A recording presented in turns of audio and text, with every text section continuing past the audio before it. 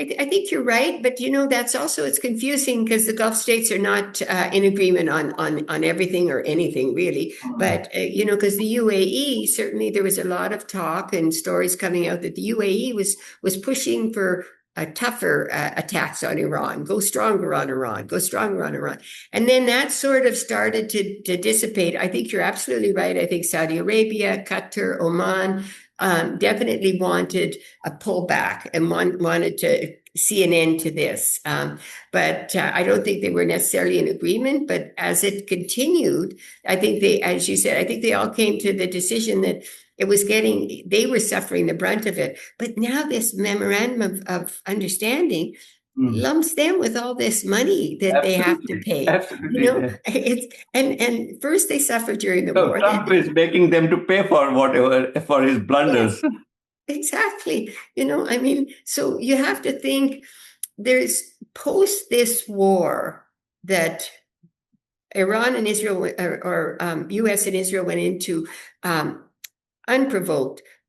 There's going to be a change in the whole dynamics, I think, in the Middle East in terms of alliances. I also think there's a much closer alliance between South Asia now and the Middle East than there was before, and that too will increase, and that has its positives and potential negatives as well.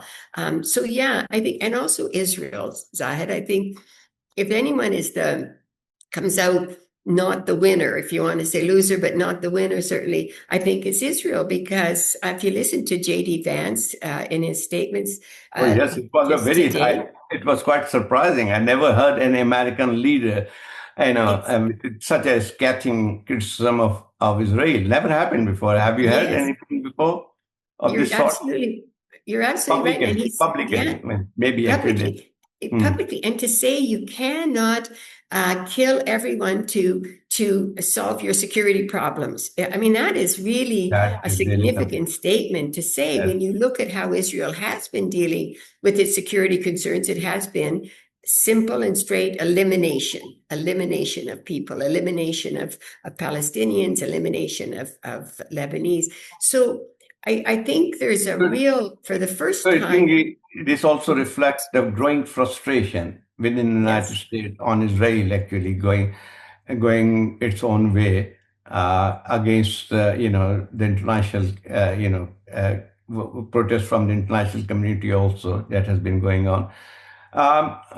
And also, is it something to do with the public opinion in the United States? Because if over the last, if you have seen the opinion polls, I know it never happened before. The anti-Israel or criticism of Israel is growing, and Mhm. 60% of the opinion poll says, and it was very unpopular war too. So yes, actually, I think probably it is.